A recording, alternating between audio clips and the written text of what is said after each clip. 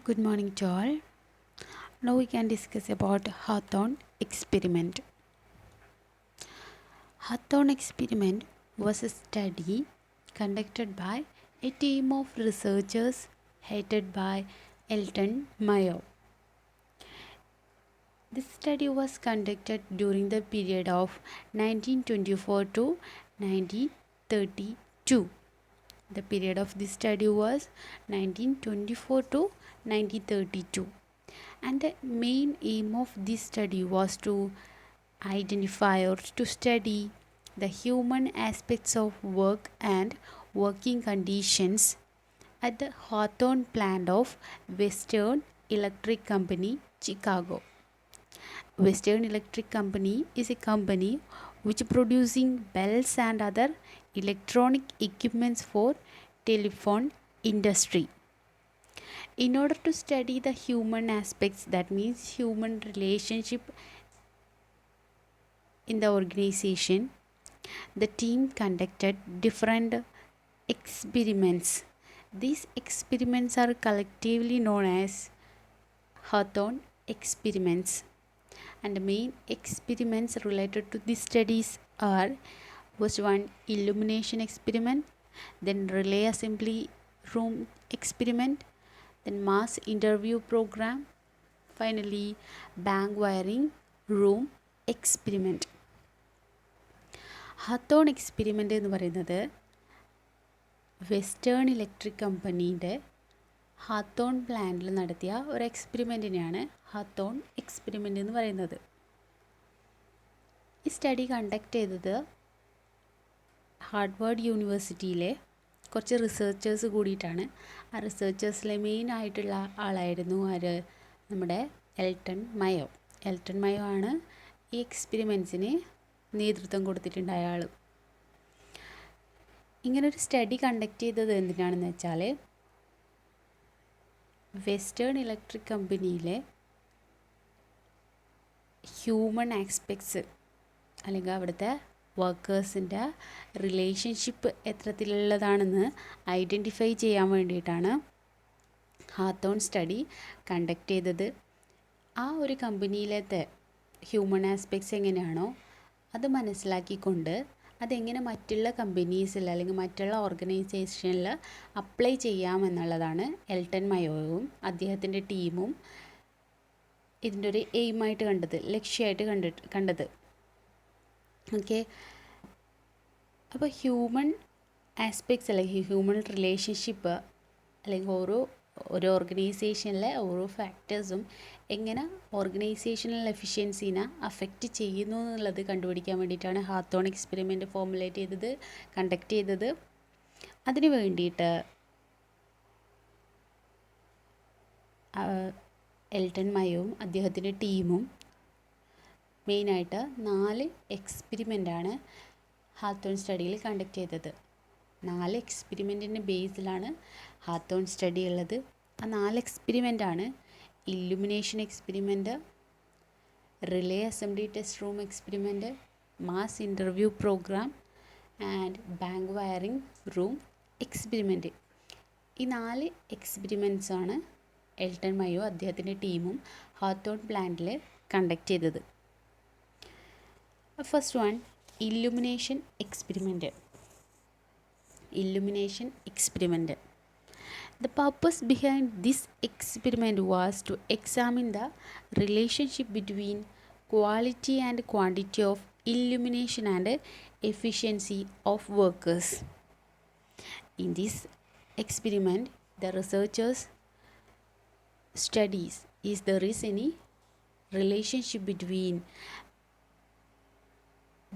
the efficiency of workers and illumination or intensity of light.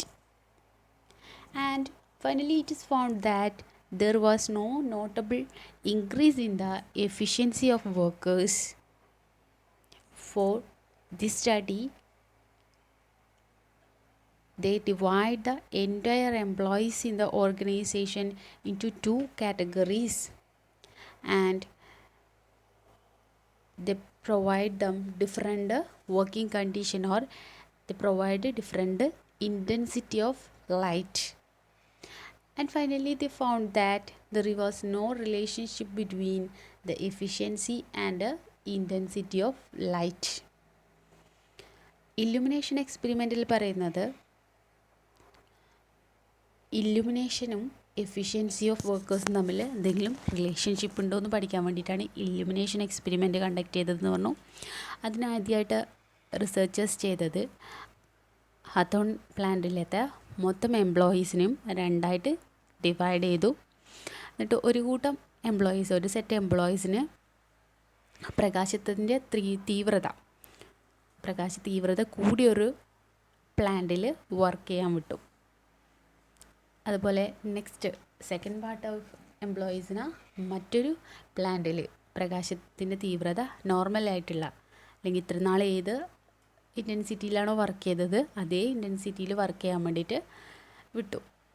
എന്നിട്ട് അവിടെ last ഒരു മാസത്തോളം ഒരു കണ്ടിന്യൂ ആയിട്ടുള്ള സ്റ്റഡി നടത്തി, കണ്ടിന്യൂ ആയിട്ട് അങ്ങനെ ചെയ്തു. എന്നിട്ട് അവരുടെ എഫിഷ്യൻസിയിൽ എന്തെങ്കിലും ചേഞ്ചസ് ഉണ്ടോ നോക്കി.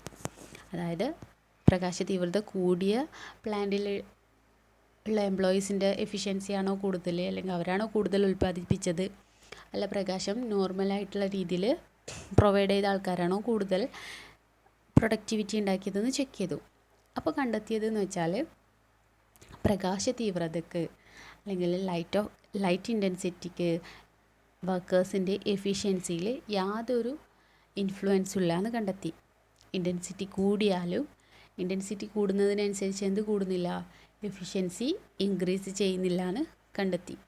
So according to illumination experiment, the researchers found that there is no relationship between the efficiency of workers and the intensity of light. അതാണ് എന്ത് illumination experiment. The next relay assembly test room experiment. Second experiment, relay assembly test room experiment. Here the experiment was conducted to check the relationship between variables and efficiency of workers. Variables means the working condition. Variable means the working condition. While providing different working condition, or is there is any effect on the efficiency due to the working condition. And there is also, the researcher found that there is no relationship between the working condition and the efficiency of workers or productivity of workers. ഇവിടെയും relay assembly test room എക്സ്പെരിമെൻറ്റിലും entire എംപ്ലോയീസിനെ രണ്ടായിട്ട് divide ചെയ്തു. എന്നിട്ട് അവരുടെ working കണ്ടീഷൻസിൽ changes വരുത്തി നോക്കി. ഓരോ ടീമിൻ്റെയും വർക്കിംഗ് കണ്ടീഷനിൽ ചേഞ്ചസ് വരുത്തി നോക്കി. അതായത് റൂം ടെമ്പറേച്ചറിൽ, അവർ വർക്ക് ചെയ്യുന്ന റൂം ടെമ്പറേച്ചർ ഡിഫറെൻ്റ് ആയാൽ എഫിഷ്യൻസി ഇൻക്രീസ് ചെയ്യുന്നുണ്ടോ എന്ന് ചെക്ക് ചെയ്തു. അതുപോലെ വർക്കിംഗ് ഹവേഴ്സ്, കൂടുതൽ വർക്കിംഗ് ഹവേഴ്സ്, അതുപോലെ കുറച്ച് വർക്കിംഗ് ഹവർ കൊടുത്തു കഴിഞ്ഞാൽ അവരുടെ എഫിഷ്യൻസിനെ അതെങ്ങനെ എഫക്റ്റ് ചെയ്യുന്നു നോക്കി. അതുപോലെ തന്നെ ഫുഡ്, അവർക്ക് കൊടുക്കുന്ന ഫുഡ് കൺസംഷൻ, അവരെത്രത്തോളം ഭക്ഷണം കഴിക്കുന്നുണ്ട്, അത് അവരുടെ എഫിഷ്യൻസിയിൽ മാറ്റം ഉണ്ടാക്കുന്നുണ്ടോ അല്ലെങ്കിൽ പ്രൊഡക്ടിവിറ്റിയിൽ ചേഞ്ചസ് ഉണ്ടാക്കുന്നുണ്ടോ എന്നൊക്കെ നോക്കി. അപ്പോഴും റിസർച്ചേഴ്സിന് കണ്ടെത്താൻ പറ്റിയത് ഇതാണ്, അവിടെ എന്തില്ല, അവിടെയും കാര്യമായിട്ട് എഫക്റ്റ് ഒന്നുമില്ല. വർക്കിംഗ് കണ്ടീഷൻ ചേഞ്ച് ചെയ്തതിനനുസരിച്ച് എഫിഷ്യൻസിയിൽ മാറ്റമൊന്നുമില്ല എന്ന് കണ്ടെത്തി. The next experiments in interviewing workers or mass interviewing program. Here the researchers directly interview and check the attitude of workers. Each workers are interviewed by the researchers and they study about their attitude or what is their opinion. In order to their opinion, what are the important factors in order to increase their efficiency. And here they conduct the interview in about 20,000 workers, and they found that there should be need of informal organization with a formal organization structure. They found that there should be need of informal organization structure. Experiments in involving വർക്കേഴ്സിൽ പറയുന്നത് അവിടെ researchers ഓരോ വർക്കേഴ്സുമായിട്ടും interview ചെയ്തു, ഡയറക്റ്റായിട്ട് ഓരോ വർക്കേഴ്സിനെയും interview ചെയ്തു. അപ്പോൾ അവരുടെ ആസ്പെക്ട്സിൽ അല്ലെങ്കിൽ അവരുടെ ഒപ്പീനിയനിൽ അവർ ആ ഓർഗനൈസേഷനിൽ എന്താണ് കൂടുതൽ ഇമ്പോർട്ടൻ്റ് ആയി കാണുന്നത്, അല്ലെങ്കിൽ ഏത് ഫാക്ടറാണ് അവരെ കൂടുതൽ ഇൻഫ്ലുവൻസ് ചെയ്യുന്നത് എന്നുള്ളത് ഐഡൻറ്റിഫൈ ചെയ്യാൻ വേണ്ടിയിട്ടാണ് ഇങ്ങനെ ഒരു ഇൻ്റർവ്യൂ കണ്ടക്ട് ചെയ്തത്. ഏകദേശം 20,000-ഓളം എംപ്ലോയീസിനെ ഇൻ്റർവ്യൂ ചെയ്തു. റിസർച്ചേഴ്സ് ഇൻ്റർവ്യൂ ചെയ്തപ്പം അവർക്ക് കണ്ടെത്താൻ സാധിച്ചത് ഇതാണ്: ഒരു ഓർഗനൈസേഷനിൽ ഇൻഫോർമലായിട്ടുള്ള ഒരു കമ്മ്യൂണിക്കേഷൻ ഉണ്ടെങ്കിൽ, അല്ലെങ്കിൽ ഇൻഫോർമൽ ഓർഗനൈസേഷൻ സ്ട്രക്ചർ ഉണ്ടാവുകയാണെങ്കിൽ ഓരോ എംപ്ലോയിയും സാറ്റിസ്ഫൈഡ് ആണ്. അവർക്ക് അവരുടെ ഫീലിങ്സ്, സെൻറ്റിമെൻറ്റ്സ്, അവരുടെ needs and wants organisation top അതോറിറ്റീനെ അറിയിക്കാൻ വേണ്ടി പറ്റുന്നുണ്ടെങ്കിൽ അവർ നല്ലോണം സാറ്റിസ്ഫൈഡ് ആണെന്ന് കണ്ടെത്തി. So there is a need of informal organisation എന്ന് കണ്ടെത്തിയത് study experiments in interview of workers. The next bank wiring room experiment. Bank wiring room experiment. Bank wiring room experiment or bank wiring room is a department in that organization. Here